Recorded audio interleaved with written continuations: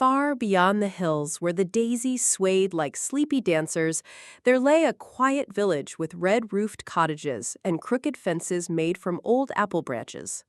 This village was not grand or known in maps, but it was full of soft laughter, firefly nights, and the smell of warm bread drifting from clay ovens. In this village lived a girl named Amara. She wore a patched blue dress, had wild chestnut curls tied with twine, and spoke to animals as if they were old friends. Her home was a small farmhouse at the edge of a daisy field, where morning dew always shimmered on the grass and owls blinked slowly from the barn rafters. Amara was not just any farm girl. She had eyes that sparkled with kindness and questions. Her heart held the sort of quiet courage that blooms without anyone noticing. She never shouted, she never wished for riches, but deep inside, a dream lived quietly like a songbird waiting for spring. Her best friend in the whole world was a plump, sleepy cow named Belle. Belle had big brown eyes, gentle hooves, and a habit of chewing slowly even when she wasn't hungry. Belle had been born the same week as Amara, and the two had grown up side by side, napping in hay, dancing in puddles, and watching clouds float like ships. Belle didn't speak, of course, but sometimes when Amara lay beside her under the stars, she felt as if the cow understood every sigh and every smile. Belle never left Amara's side unless it was to wander to the blackberry bushes and return with purple stains on her muzzle. Their village was ruled by a king far away. The castle sat like a golden crown upon a distant cliff, shining in the morning light. Most villagers had never seen it up close. They spoke of it in whispers or pointed toward it when the fog cleared. Some believed it held treasures. Others thought it was cold and empty. To Amara, it was simply far away and unreachable. But one spring morning, something changed. The king, old and weary, had no children. His advisors, greedy and clever, suggested he find a child from the common folk to raise as heir. Quote, "One who is kind, clever, and brave," the messenger said. "Send word to all villages. Let the children come. Let them prove their worth." So messengers on tall horses rode across the valleys and forests. They carried scrolls wrapped in silver thread, pinned on posts and tree trunks. When the messenger reached Amara's village, a crowd gathered near the well to hear the news. "Children of every village may come," the man read aloud, his voice grand and sharp. "They must arrive before the next full moon. Only one may be chosen. They may bring a single companion. No guards, no servants, no gold, only their heart and their courage." The crowd murmured. Mothers shook their heads. Fathers pulled their children closer. Most knew the castle was 100 hills away, filled with riddles and rules. No one expected their children to go. But Amara stood quietly in the back, her hands resting on Belle's warm back. Her heart thumped like a squirrel's paws on dry leaves. She felt something strange, a tug, a call, a quiet knowing. That night, she lit a candle and whispered to Belle, "What if I try? Just try. I'll bring you. I wouldn't go alone." Belle blinked slowly and let out a low, thoughtful moo. Amara's parents weren't sure what to say. Her father, a soft-spoken man with soil under his nails, looked at her for a long moment. "It's far," he said gently. Her mother touched Amara's curls. "And the roads are wild." "I know," Amara said, "but they asked for someone kind, someone who listens, someone who tries." The next morning, before the sun had fully stretched its golden arms, Amara packed a satchel with oat cakes, 2 apples, a wool scarf, and a silver thimble her grandmother had once kissed for luck. She placed a small flower crown on Belle's head and tied a bell with blue ribbon around her neck. The village children watched in silence as she climbed onto Belle's broad back. Belle, though slow, walked with steady purpose, as if she had always known this day would come. Amara turned back once to wave. The baker's boy waved back with flour on his cheek. The blacksmith's daughter wiped a tear. The path curved gently toward the hills, and soon the village became a patch of color behind them. Their journey began with birdsong and breeze. Belle's hooves thudded softly on dirt paths, and Amara sang to keep rhythm. They passed meadows of wild thyme, crossed brooks where fish darted beneath the surface, and slept beneath trees that whispered lullabies. On the third day, they reached the fogged forest. Trees stood tall and close, like pillars holding up the sky. The light turned green through the leaves. The air smelled of moss and memory. Belle hesitated at the edge. "It's all right," Amara whispered, her hand on Belle's neck. "We'll go slow." Inside the forest, everything felt still. Even the wind held its breath. Amara heard the crunch of twigs and the soft splash of dew. Then, a voice. "Oo there," it said, calm and clear. "Why ride a cow through my forest?" A figure stepped out from behind a tree. He wore leaves in his hair and a coat made from bark. His eyes were kind but sharp like foxes in winter. "I'm Amara," she said, sitting tall. "This is Belle. We're headed to the castle." The forest guardian raised a brow. "Most ride horses or carriages. Why a cow?" Amara looked at Belle, who chewed slowly and blinked. "Because she's my best friend, and I trust her." The guardian stared for a moment, then smiled. "Very well, but to pass through, you must answer a question." Amara nodded, heart thudding. "What is softer than snow, but stronger than iron?" Amara thought. She looked at Belle, at the leaves, at her own hands. Then she said, "Kindness. It melts walls and carries burdens. It never rests." The guardian's smile widened. "You may pass." They left the fogged forest with lightness in their steps. Belle munched on moss along the way. Amara whispered thank you to the trees. On the fifth day, rain fell like spilled paint across the sky. The path turned to mud. Belle's steps slowed, and Amara's oatcakes were soaked, but they found shelter in a shepherd's barn. The shepherd, a quiet man with one leg and 3 sheep, welcomed them with soup and stories. "Why ride a cow?" he asked, setting a bowl before her. "She's my family," Amara said. The shepherd chuckled. "Then I reckon you'll do just fine." They stayed the night in warm hay. Belle snored softly. Amara dreamed of castles and questions. The next morning, the clouds parted just enough for the sun to peek through. They continued. On the 7th day, they reached the edge of a dry valley. The bridge ahead was broken, boards missing, ropes frayed. A river below rushed like angry drums. Amara's heart sank. A knight on a white horse waited at the crossing. He wore silver armor and had a banner tied to his lance. "You can't cross here," he said. "It's dangerous. Only those who can leap across may try." "I can't leap, but Belle is careful. We'll walk slow." The knight laughed, though not unkindly. "A cow crossing a broken bridge? That's nonsense." Amara looked at the bridge, then at Belle. The cow stepped forward, placed one hoof, then another, steady as a stone in a stream. The boards creaked, but she did not waver. Amara held her breath, guiding her with soft whispers. Belle walked as if the planks were her own barn floor. The wind howled, the river raged, but they made it across. The knight stared in disbelief. "How?" Amara shrugged gently. "She's not quick, but she's true." The castle gates were still far away, but the tallest tower could now be seen on clear mornings. Amara and Belle rested that night in a hollow where violets grew. They shared the last apple. The stars above blinked like watchful eyes.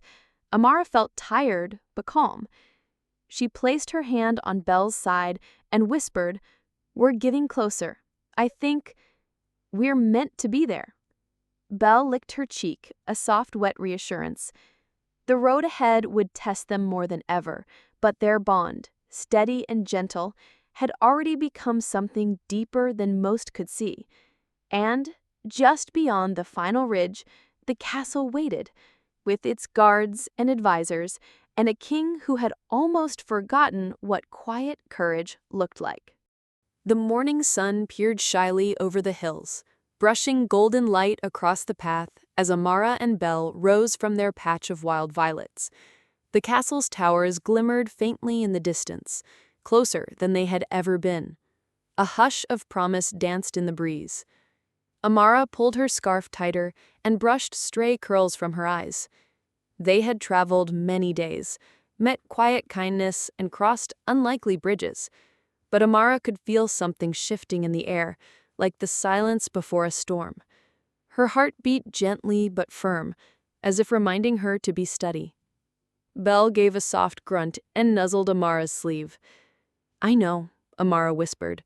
"Let's keep going."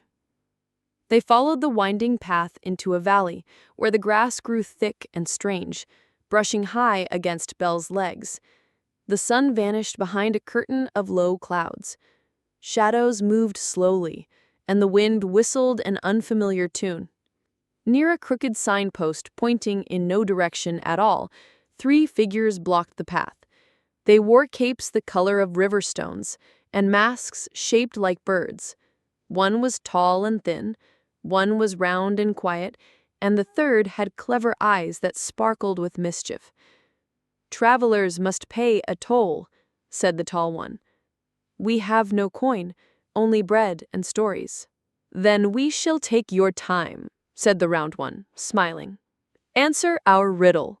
If you fail, you stay with us until you find the answer."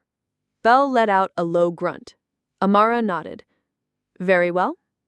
The clever-eyed one stepped forward. "What grows when shared, but disappears when hoarded?" Amara tilted her head. She thought of the shepherd, of the forest guardian, of the knight. She thought of her village and Belle. She smiled. "Joy," she answered. "It multiplies when given freely, but if you keep it to yourself, it fades." The bird-masked figures glanced at one another. Then they bowed in silence and stepped aside. Belle trotted forward without hesitation, her bell jingling softly. As they continued, the valley opened into a wide plain of yellow grass that rippled like silk in the wind. In the center of the plain sat a small cottage made of white stone. Smoke curled from the chimney, and a wooden fence held a circle of goats. A girl in a red shawl waved them over. "Come rest," she called. "The wind here is strong, and the sun's been hiding too long." They followed her to a bench made of woven willow. The girl brought them bowls of warm goat milk and handed Belle a pail of oats. Amara offered her a song in return, one her mother used to sing while kneading dough. The girl listened, eyes closed, swaying to the rhythm. "You have a soft heart, but soft hearts are often bruised. Be careful near the castle." Amara nodded. "I will."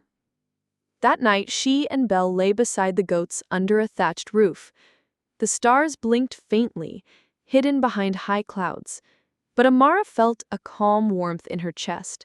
She was still far from the castle, but she was not lost. The next morning brought fog as thick as soup.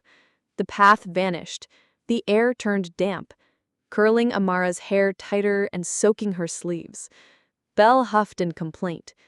They walked slowly, trusting Belle's hooves more than their eyes. Soon a voice broke through the mist. "You shouldn't be here. The fog doesn't forgive." Amara turned toward the sound and saw an old woman seated atop a rock. Her robes were gray like ash. Her eyes, however, shone blue and bright. "We must get through," Amara said gently. "The castle lies ahead." The old woman pointed to Belle. "Why ride a cow when the fog loves fear and doubt?" "Because Belle doesn't fear, and when I'm with her, I don't either." The old woman studied her.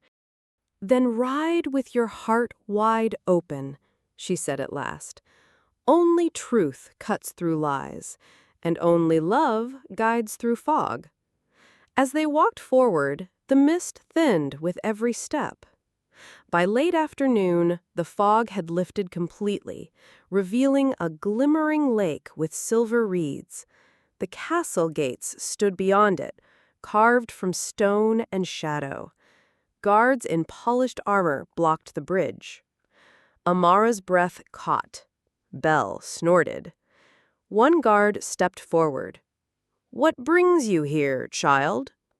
"I come for the king's call, to show kindness, courage, and truth." The guards looked at each other. One scoffed. "On a cow? She's carried me farther than any horse could. She's patient and true." A tall woman in violet robes appeared from behind the gates. Her hair was white as moonlight, her gaze sharp. She was one of the royal advisors. "You are not the first child to arrive," she said, frowning. "The others came in carriages, some on fine steeds. They wore silks and brought gifts. What have you brought?" Amara opened her satchel. Inside were crumbs, the scarf, the silver thimble, and a few withered flowers. "I brought what I could carry," she said softly. "And Belle?" The advisor frowned deeper. "No gifts, no armor, no royal name. I brought my truth, and I came myself. Isn't that what the king asked?" There was silence. Then the advisor turned sharply. "Follow me."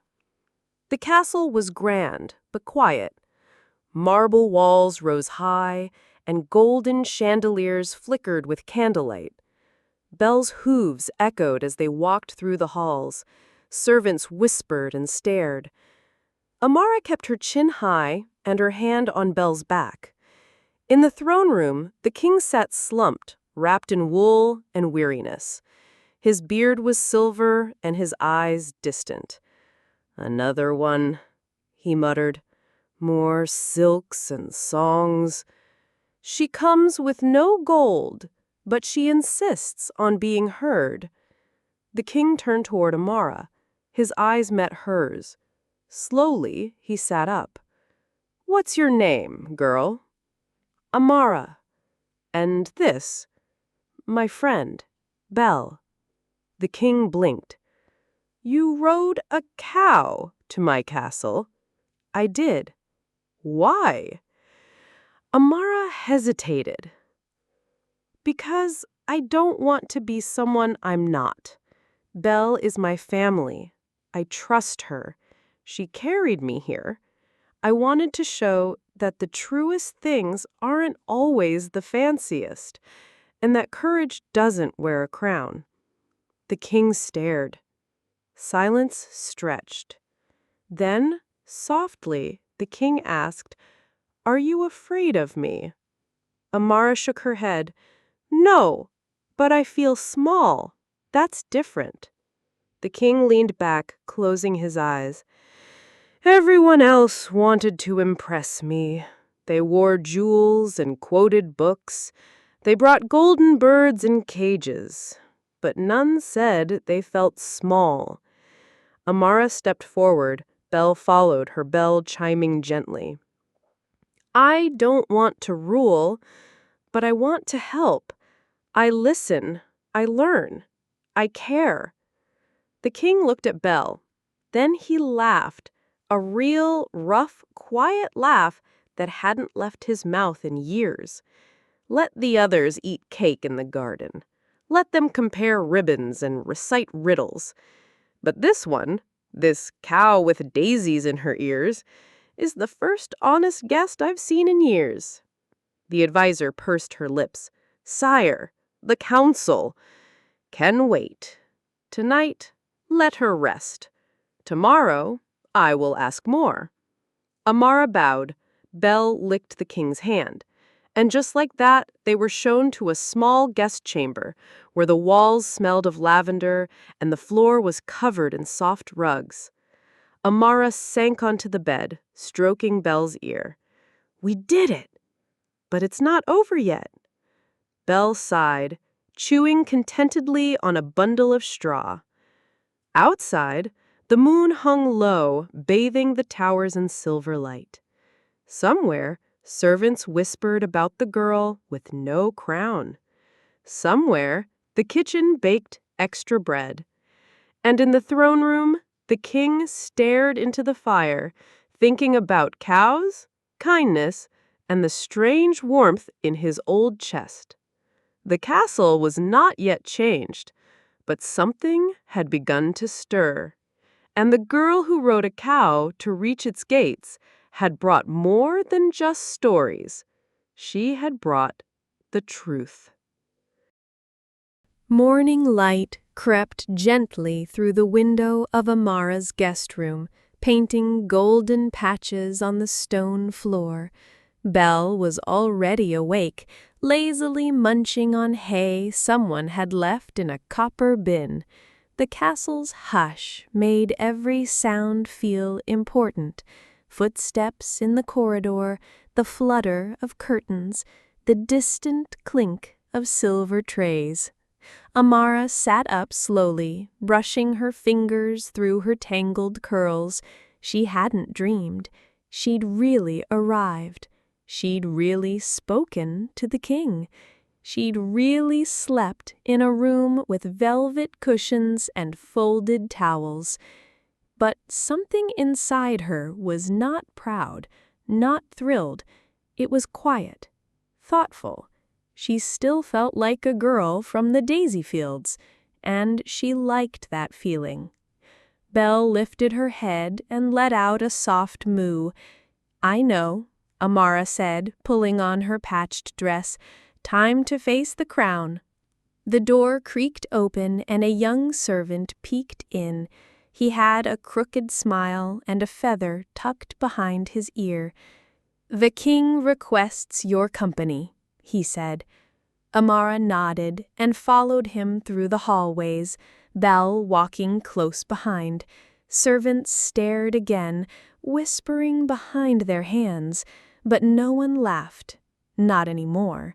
The girl with the cow had become a mystery, and mysteries often soften even the sharpest tongues.